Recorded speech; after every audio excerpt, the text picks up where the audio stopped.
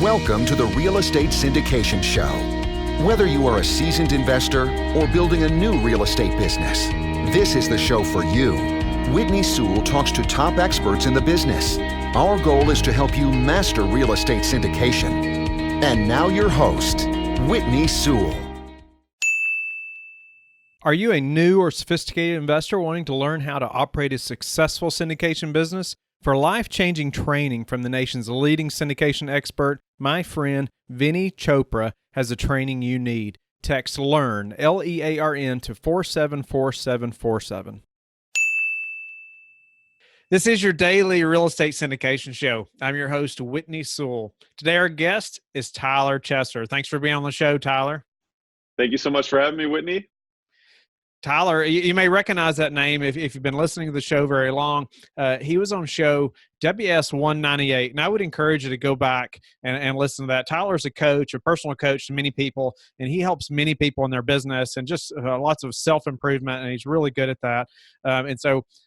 And maybe he'll mention that at the end of the show as well. But he's also the founder and president of the Chester Companies, a leading commercial real estate brokerage, a personal development thought leader, and a multifamily investor, transacting over $50 million in deals since 2013.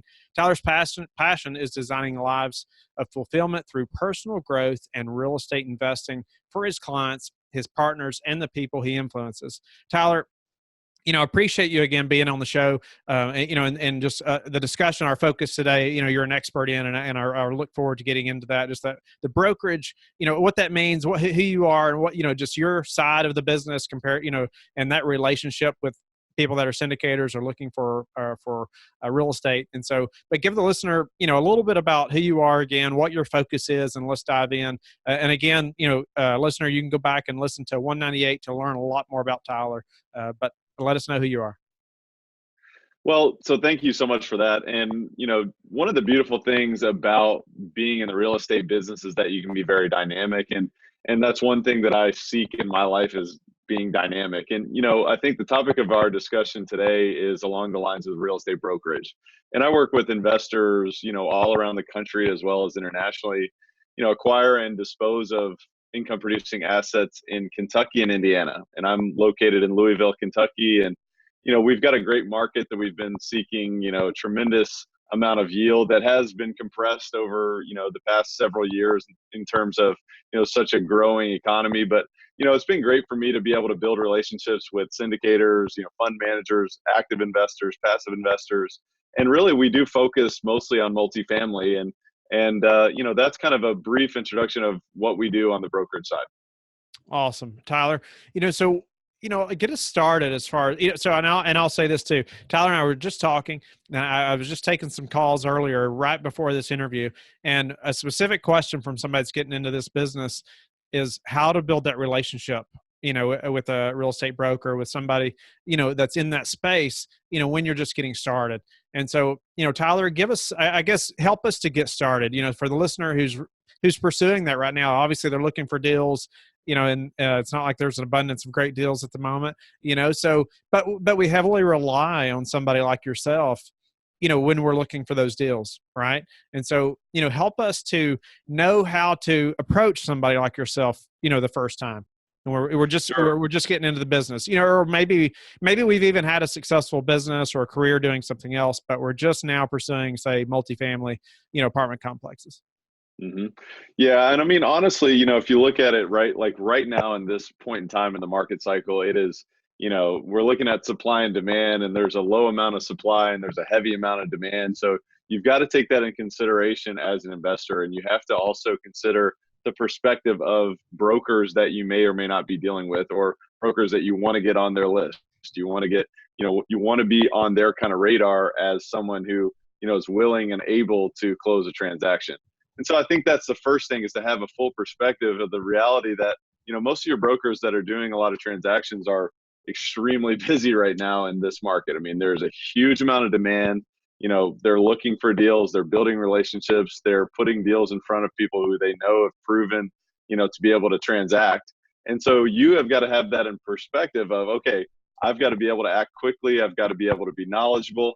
I have to be able to, get the deal done at the end of the day. And I've got to make life a little bit easier for this broker if I want him or her to send me opportunities, to put me in front of the opportunities that are so rare right now, as you mentioned. So I think that's one of the first keys if you're just getting into this business, is to really kind of make it easier.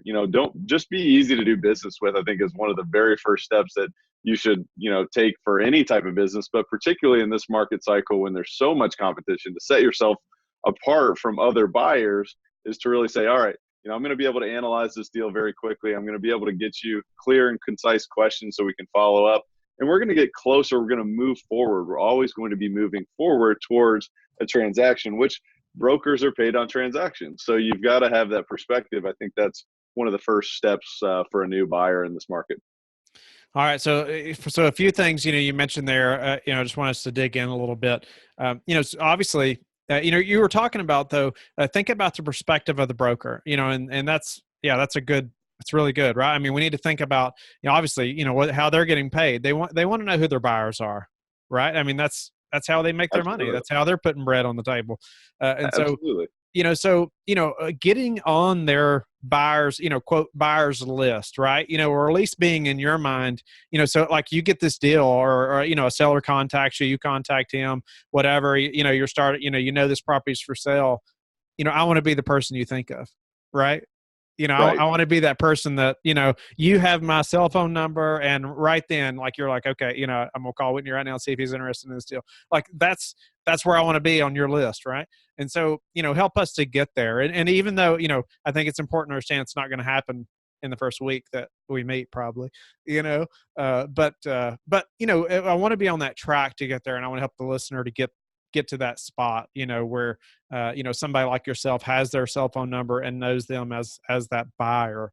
And so, or that you're putting deals in front of. So becoming knowledgeable, I guess, tell me a little bit about, we're not going to know everything about the industry, even, many years in, but at least to get started, what shows somebody like yourself that I've studied and that I understand mostly what I'm talking about? Well, there are a few things that you can do. Number one, I'd want to be clear and upfront of, here's where I'm sourcing my equity, and here's where I'm sourcing my debt. I'd want to, kind of be all upfront and show your cards about, your business model, your behind the scenes business model of, how are you going to actually close transactions? And then maybe if you haven't closed transactions yourself, who on your team has, and put me in contact with them. Let's talk about, who's going to actually be signing on this debt, who's your sponsor, who else are you working with, what other service providers are you going to be bringing in on this transaction, and show me that you actually have some, at least, wide perspective of, all it's going to take to get this deal done. Because, as I mentioned just a minute ago, especially in this market, we've got to be able to move quickly, and we've got to be able to move through due diligence quickly. So if we're lucky enough to be awarded a deal, I've got to know as a broker that you've got the pieces in place to be able to get this done, 30 to 45 days, 45 to 60 days, which, as time goes extremely quickly once you get that deal under contract. So I want to know who's your attorney. I want to know, who's doing your title work. I want to know what kind of due diligence do you require? What kind of contingencies are a must for you? What are not a must? I'd like to get detailed. I mean, certainly we want to be timely because we have to go back to the thought that all brokers right now are extremely busy. So let's not take up an hour and a half of the broker's time in giving these details. But I think it's great to maybe kind of put that information together and say, hey, look, I'm really serious. So please, when you get this, give me a call, and we're ready to make a move, and we're very knowledgeable. We're very realistic as well. Okay. So showing you really that we have those team members in place, and letting you, talk to that person who's done a few deals that we're teaming up with most likely, or the person that at least is bringing the debt or signing, or how we're raising the capital, things like that. You understanding that you need to know some of that so you know that we're serious up front, right? Exactly. Yeah. And I mean, the other thing too, of course, is your financing. I mean, I want to know in somewhat detail that you've got, a line to a very attractive piece of financing that's going to work, because I really don't want to go 30 days, 40 days down the line and have to have a story where, look, we beat out 13 other buyers on this deal, but we can't do it, because that kills my reputation as a broker. And certainly if you kill the reputation of a broker by not being able to do the deal because of your own fault, whether it's financing or whatever, then it's probably very unlikely that you're going to get more opportunities in the future. So it's all kind of, you've got to prove your capabilities.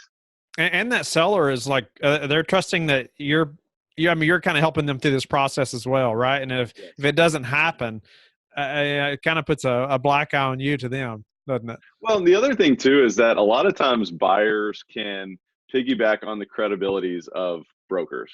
If you have a broker who has a very high credibility in a market, you being represented by them then are elevated to a point where you're going to be awarded opportunities that wouldn't have been awarded to you otherwise. So, that's the other thing that brokers are considering is like, all right, I've got this reputation to continue to uphold, and you are basically my lifeline to continue upholding that. So it's kind of a delicate balance, and brokers are taking this into consideration with each and every deal. So you mentioned earlier, like making your life easier. So explain that a little bit. How do I make your life easier? Give me some details of how to do that. Sure. So one of the things is obviously, as you know, the business is extremely detailed. There's many moving parts. You really need to be sophisticated to be able to do this. To be able to do transactions on a high level, you really need to know what you're doing. So if I'm sending over, financials, if I'm sending over a financial analysis, I really expect you to know the basics and beyond. And really, I need you to be able to kind of hold that, within. And obviously, you need to have some assistance from the broker, and maybe there's some identification of items that may be missing, or maybe there's some intangible knowledge that needs to be filled in by that broker. But I particularly don't want to go through a line item by line item sort of rent roll analysis, particularly per deal, unless we're looking at due diligence and such. I mean, that's something that I offer my clients is further above and beyond sort of analysis once we're under contract. But I can't sit here and analyze every single deal for you on your behalf prior to going under contract, because there's simply not enough time in the day. So that's just one example. But having a baseline, and really, I think beyond a baseline understanding and sophistication and knowledge of what you're doing, is certainly going to make any broker's life much easier. So tell me about the first conversation. So, I'm calling you, on the, I look Louisville, Kentucky, real estate, looking for apartments, whatever, all of a sudden Tyler pops up, I see your number, see you've done some deals. Okay. I should connect with Tyler. What are you looking for in that first conversation, or, help me to stand out? What's a way that I can stand out in your mind on the first conversation, or maybe, the first time we meet for coffee? Sure. Well, it's great. I mean, honestly, right now, the first thing that I want to hear from somebody is, hey, I'm so-and-so. I have this experience. I'm easy to do business with. I'm looking for X, Y, and Z. And it's very specific, because, the more vague that you are, the less I'm going to remember you. The less, certainly we've got our CRMs. We talked about that on our last show.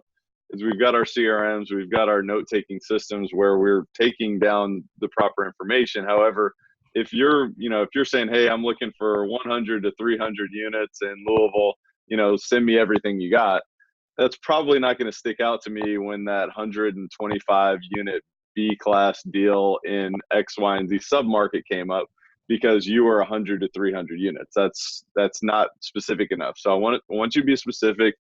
And I want you to tell me, I want you to be realistic as well. I want you to show me your market knowledge. Don't call me saying you're looking for an 11 cap A-class deal that's obviously doesn't exist in the market. So show me your knowledge, and show me that you're quick. Show me that you're someone who's not going to take 45 minutes on the phone with me every single time we talk, unless we truly are going through an intense negotiation and such. So I think showing respect, showing knowledge, showing that you're easy to do business with, those are sort of the things that I want to see from that initial discussion. I like that. I really appreciate you laying that out. So be respectful of your time, for one, right? Mm-hmm. And if we're having a conversation, I noticed, you said, show your market knowledge. And so I hadn't really thought about like talking about that, but it's smart. I mean, it's like, okay, show you as the broker that I have done some research about Louisville, Kentucky, or I understand, like, or even telling you, I want to, Tyler, I'm really looking in this part of the city, and this is why, or this is why I really, that's going to show you that I've done some homework, right? So that's awesome. So yeah, standing out. What about incentivizing, a broker, or partnering with a broker? What if I, said, Tyler, I'm looking for this type of property in this part of the town, and if you're willing, I would love to even have you, partner with us or partner with our company. I've heard, a lot of people I've heard of people getting started in the business that way. And what's your take on that, and what would that look like? I absolutely love that. And I think that would absolutely help you stand out because, for the most part, I mean, I would say a very high percentage of brokers are either investing or are interested in investing in real estate as well. Because if they believe in their product, obviously that's the end result. And so I think that's a great way to stand out. Hey, I'm interested in purchasing an asset. I'm easy to do business with. I'm knowledgeable. I'm realistic. And also, by the way, I want to add an added benefit to you for equity, or some sort of partnership position, which is an amazing way to add additional value to that broker. That's going to give the broker an opportunity to say, well, wait a minute, now I really do kind of, this person does stand out, because it's also unique. I mean, I think also creative thinking such along the lines of what you're saying here is great, because there are so many buyers, there's so much competition out there. It's key to just be creative in your thought process of, how can I entice this broker to really do business with me, rather than the probably hundreds of other people that they may have on their list. Yeah, equity in that deal. It depends on the operator, right? But equity in that deal is going to, I would think, pay you, a lot more than your commission long term. All right, if you're a Absolutely. broker that can think long term, you're not just living, for the next deal. I would think you would be happy. Many would be happy to do that. I'm sure there's many that would not. But what about the accuracy of what's being sent? I hear all the time, and I'm just being open and honest here, with you. So you hear all the time, oh, you can't trust anything a broker sends you. I know every listener's heard people say that. And I would love your take on that. As the broker, right? You being on that side, sending, you all creating all this information about these properties, and you're sending it to us. Of course, everybody says, "Oh, you better go through that with a fine tooth comb," or these rents are actually this, even though the broker put that on there, or the expenses, or all those things. Help me to understand the accuracy of the information, that how you all maybe are getting the information, and how we should filter through that. Sure. Well, first of all, let me just say that due diligence is one of the most important things you can be, very detailed on in your real estate investments. Because yes, of course, there's going to be a lot of inaccurate information. I don't know if that's necessarily, and I'm not going to speak on behalf of the entire brokerage community, Sure. but certainly there are times where there's perhaps less integrity than there could be. But I also think that at times there's limitations. You deal with sellers who may be in a sticky situation. They need to sell a property for whatever reason, and they have limited information. Perhaps their management group is really not as sophisticated as they should be or could be. So certainly there's limitations there. So it's really the job of the buyer to dig down and kind of identify that proper information. There's also a lot of assumptions that you can make in market sort of research that you can take and put together to make appropriate decisions, while also having maybe some incomplete information. I think it's good to go into a deal and assume that there's some information that's still yet to be had, and assume that there's still some incomplete information that we're going to have to fill in. But you have to make those assumptions, those proper assumptions, really, to make an appropriate decision. So having a knowledge of, what's an industry standard for, this expense, or what's a market rent for this location or for this condition is very important. So that's where it goes back to, sophisticated and deep knowledge, having all those tools, but also having the understanding that you've got a bulletproof contract that your attorney has helped you draft, that you've got contingencies in place to, protect you if for some reason your assumptions have been proven to be way out of whack, and your acquisition cap rate is a 3% versus a 7.5%, or whatever it may be. So I think those are very important. No, I like that too, and I think too, like you're having to come up with this, the brochure, operating memorandum, all this stuff, this information, like pretty quickly, right? So you can put this out, to sellers or what, unless it's a obviously off market or whisper or whatever, and so you're coming up with this stuff pretty fast. Where obviously, then I do feel, it's our job to really dig in and make certain that this is something we're going to pursue. But tell me though, the process of maybe even making that first offer, that, I'm just getting into the business. We've had these conversations now, like we've been talking about. You understand that you feel I'm going to be a buyer. I've showed you my team, but I haven't done a deal yet personally, and I am, I'm ready to submit that first LOI.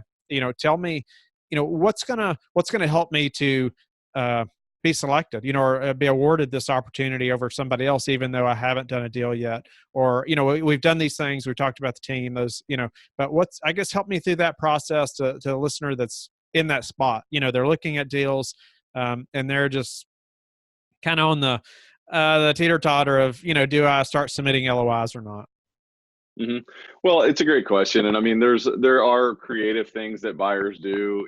I've seen people submit a video of themselves in addition to their LOI and say, "Hey, here's who we are," and all these different things, so they can kind of communicate directly with the seller. I mean, that's certainly more, that's more on the fringe. That's not something that happens very frequently, but I will say a traditional way to kind of stand out above the rest, is to actually be someone who is, taking a tour of the property. You have touched and felt, and you've really dug in, and you really showed a great understanding of what that asset is, because there's never anything worse than going into a contractual situation and spending a great deal of time and recognizing the fact that this buyer, really didn't understand the deal going into it in the beginning, which is why they had to utilize their contingencies to exit the deal on the back end. So I think showing a commitment, showing a time, where you're able to, spend time at the asset. Maybe you aren't local, but you need to travel to that site. Meet the listing broker. Meet the seller, meet the property manager if you can, and show them that, hey, beyond this digital world, I'm also a real person who is interested in acquiring your asset. So I think that's one of the best traditional ways is moving beyond digital into more personal, and kind of showing, hey, look, I'm actually, because this is a relationship business. We've talked about that before, and you've got to show somebody that you're living, breathing beyond an email, and that is really a great way to set yourself apart. No, I like that a lot. And would you recommend a video? Like I've heard of people doing that. I've not done that, but it crossed my mind when I heard some other people doing it. It depends. I mean, I guess if you're going into this hugely contested deal where you expect, 20 offers, and you really just want to lay it all out on the line, and you want to do everything possible that you can, that's, perhaps not the worst idea. Like what can you really lose in that situation? If you connect, perhaps that seller really connects with that sort of a concept, and your offer is strong and all these different things, then that's great. Another thing that we do see in hotly contested deals are, hard money day one. And, you also see sort of limited contingencies, perhaps even no financing contingency on very hotly contested deals. So those are other things, if you're willing to take those leaps of faith. If you feel like your assumptions are very strong, they're very correct, going in, then, certainly that's your items to consider there. But, there's a lot of different things you can do. It's just a matter of creativity. That's one of actually the best things too about the business. It's best and the worst is that you really have no limits to your creativity, but you just don't want to get paralyzed to it. You don't want to slow yourself down. You want to take action, but there really are a lot of ways to set yourself apart. Great. Well, we're almost out of time. Tyler, is there anything else you want to tell the listener about this relationship between, the syndicator and the broker, and, some things they should be thinking about or doing? I think it's all really about that relationship, and it's all really about the knowledge and showing someone that you're going to be easy to do business with. I tell people all the time, it's just be easy to do business with, and it's amazing that things will happen. We're going to run into challenges every single deal. I actually talk about this, I think, with a lot of my clients, is that I expect us to have, 10 to possibly 15 real roadblocks in every transaction. So are you easy to do business with? Are you reasonable? Are you realistic? Do you have a full perspective? And if you have all of those things, you're going to be somebody who's going to be very successful in the business, but you also have to be patient. You have to be persistent, all those things. But I think that's key. Expect 10 to 15 roadblocks in every transaction. Here's a man that would know. Absolutely. That's awesome. And so Tyler, you've been a great guest again. I really appreciate just the expertise, helping the listeners understand this relationship and really how to stand out. Or tell me too, how available is a broker say, well, hey Tyler, let's go play a round of golf on Wednesday, I don't know. I think that's going to come a little later. I'll learn a little more about what you like to do, and maybe we have some common things there, but is that something you suggest? I think it depends on the brokerage house, because there's some national firms, and you're talking about possibly more of your boutique firms. So it just depends on the infrastructure that they have, whether or not they're going to be able to spend an afternoon on the golf course. But certainly, brokers' business is all about building those relationships. So if that's something that they enjoy, like you said, if you've learned that's something they really enjoy and they want to be out there with you, then certainly offer that. Otherwise, what's unique to them? Maybe they like basketball, take them to a basketball game. Maybe they like football, whatever, or they enjoy a great glass of bourbon, as we do here in Kentucky. So whatever it is that you feel like is most appropriate, certainly, extracurricular activities are always good. Everyone likes to have fun, even brokers. Nice. Tyler, you've been a great guest. Tell the listeners how they can learn more about you and get in touch with you. Well, I'd invite everyone to visit my website at tylerchester.com, and you can also subscribe there. We do a great newsletter, and also you can also reach out to me on Instagram or Twitter at @TheTylerChester, and also on Facebook, the Chester Companies. We invite you to engage with us there, and we love to work with your listeners, whether it's on real estate brokerage or coaching, as well as real estate investments. And so it's been great to be on your show, Whitney, and I really appreciate you having me on again. My pleasure. I'm honored to have you back, Tyler. And I appreciate the listeners being with us today. I hope you will reach out to Tyler, and I hope that you'll go to LifeBridge Capital as well and connect with me. I hope you're on the Facebook group, the Real Estate Syndication Show. I hope you're sharing the show as well with your network and everybody learning about this business. And we will talk to each of you tomorrow.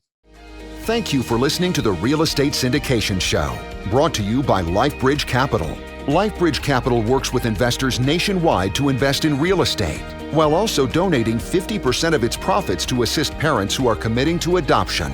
LifeBridge Capital, making a difference, one investor and one child at a time. Connect online at www.lifebridgecapital.com for free material and videos to further your success.